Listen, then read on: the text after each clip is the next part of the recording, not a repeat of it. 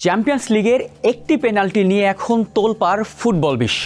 শেষ 16 ম্যাচে টাই ব্রেকারে রিয়াল মাদ্রিদের বিপক্ষে আলোচিত পেনাল্টিটি নেন আতলেতিকো মাদ্রিদের হুলিয়ান আলভারেজ। গোলও হয় সেটি, তবে এরপরই ভিএআর চেক করে জানানো হয় শটটি নেওয়ার সময় পা পিছলে বলটি দুইবার টাচ করেছিলেন আলভারেজ, তাই গোল হওয়া সত্ত্বেও তা বাতিল ঘোষণা করেন রেফারি। পরবর্তীতে ম্যাচটি জিতে নেয় রিয়াল মাদ্রিদ। যদিও ক্যামেরায় স্পষ্ট নয় ডাবল টাচ, আর এ নিয়ে দুই ভাগে বিভক্ত ফুটবল বিশ্ব। এক পক্ষ বলছে রেফারি সঠিক সিদ্ধান্ত নিয়েছে, কিক নেয়ার সময় ডাবল টাচ করেছিল আলভারেজ, তাই কিছুটা নড়েছিল বলটি। আবার অন্য পক্ষ বলছে বলটি বিন্দু মাত্র নড়েনি, এক টাচেই গোল করেছিলেন আলভারেজ, কিন্তু তা বাতিল করে রিয়ালকে জেতাতে এমন উদ্ভট সিদ্ধান্ত নেন রেফারি। তাহলে কে সঠিক? বলকে কি দুইবার টাচ করেছিলেন আলভারেজ?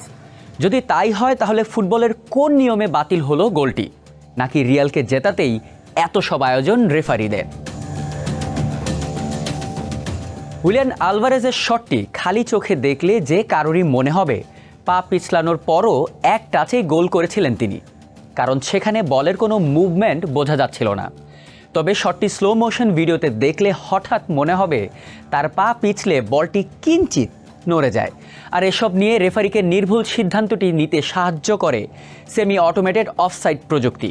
এই প্রযুক্তিতে একজন খেলোয়াড়ের অঙ্গ প্রত্যঙ্গের অবস্থান নিশ্চিতের জন্য 26টি আলাদা ক্যামেরা আছে।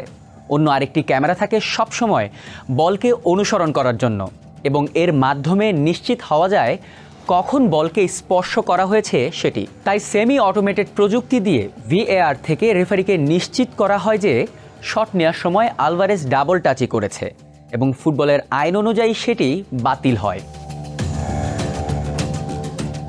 ফুটবলের আইন প্রণেতা সংস্থা ইন্টারন্যাশনাল ফুটবল অ্যাসোসিয়েশন বোর্ড IFABর 2024-25 হালনাগাদ আইনে পেনাল্টি শুটআউটের এই নিয়ম নিয়ে আইন রয়েছে। সেখানে 14 নম্বর ধারায় বলা আছে, যিনি পেনাল্টি কিক নিয়েছেন আরেকজন সেই বলটি স্পর্শ না করা পর্যন্ত তিনি বলটি দ্বিতীয়বার স্পর্শ করতে পারবেন না।